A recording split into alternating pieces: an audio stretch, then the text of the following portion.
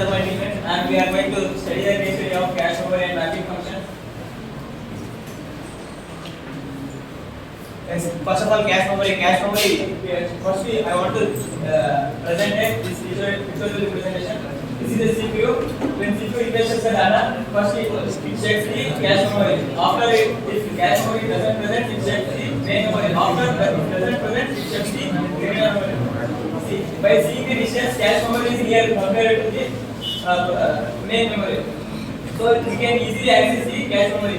First of all, the cache memory is a small high-speed memory, which is between the CPU and main memory. It shows the most frequently recently data which we can access very fastly. And so we are using the cache memory is built using the SRAM is static ready access memory, which reduces the time and needed for the CPU to access data. Next, cache.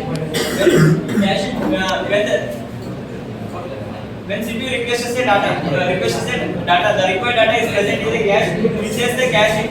Next, will be present when the request is the read when the CPU requests the read data, when it present in a cache, it is called as a read. Same as in a write. First of all, this caching is present. The data is inside the cache, and which gives the fastest memory access time, which reduces the CPU time and indicates the cache utilization. Next, cache.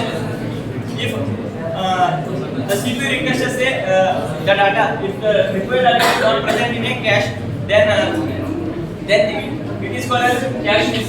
Say it is present if the data is in a read mode or write mode, then flow is continuous. The CPU uses the data from the main memory, which is stored compared to the cache memory. After which the data is stored in the cache, and further it continues in the cache.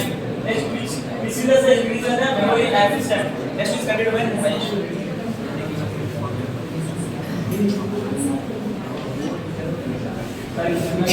types of cache memories. Compulsory cache memory means it is the first data. If the data is present in the data is first time it is read. That is called compulsory. It is not present in the cache. It is present in the memory. Next, capacity. If the cache is very small, the required data is very large. Use some of the blocks can be replaced. Complete missing. The multiple memory blocks complete the same cache memory. Happens due to the placement restriction. Given equal to place other conditions. Next.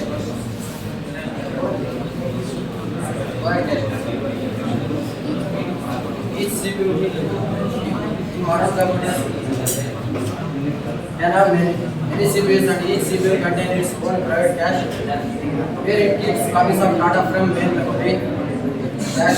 Cache current means all CPU must see the same up-to-date value for any shared data, even though each has its own cache. All caches reside on a common bus. When one CPU changes its value, others it will update or invalidate from the copies. Dictionary, a central dictionary tracks which caches have a copy of each memory block and tells them where to update. Here we have two CPUs and shared memory heads. Both caches and memory have each variable 10.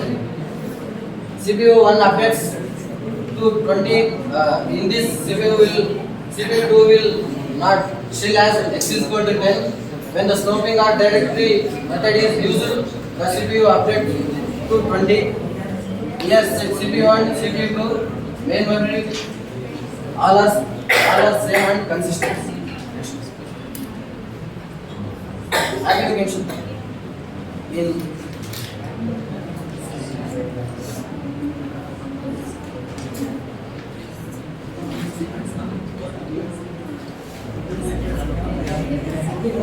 when data is brought from main memory to the cache, the dynamic function chooses the exact place where the cache should be stored. These rules make it quick to check whether the address is already stored in the cache or it should be fetched from main memory. We then seen faster rules for better performance, reduce memory conflicts. Next will be continued by Miller.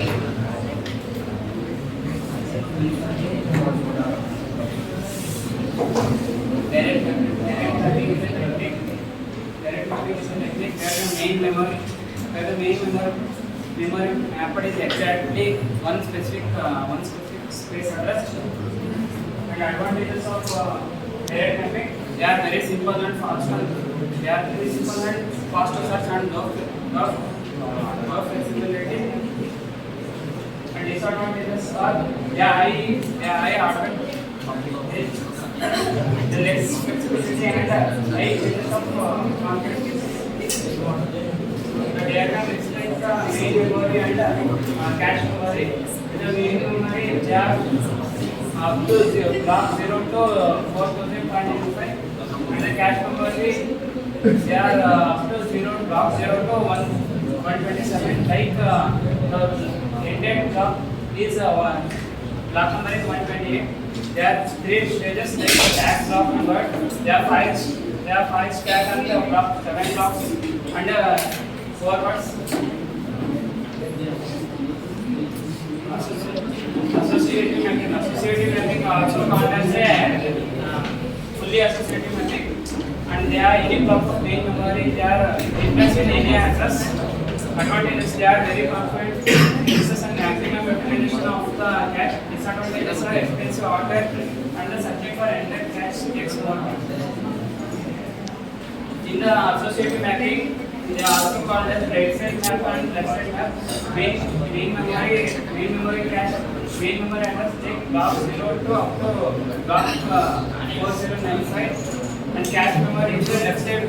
There are tags, use tags and there are two stages, tag and word, there are different tags and forward. Next will be controlled by this.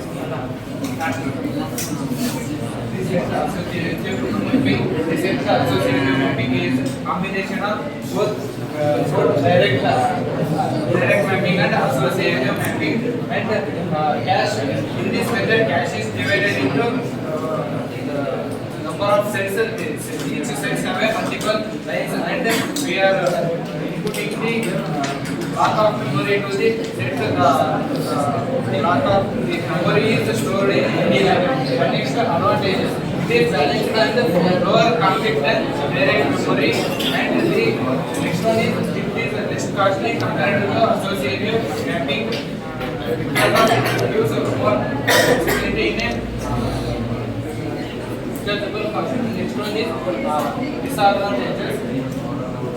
It is more complex compared to the direct mapping because the system can access more efficiency. And next one is slightly higher cost. It is slightly higher cost due to cache compression in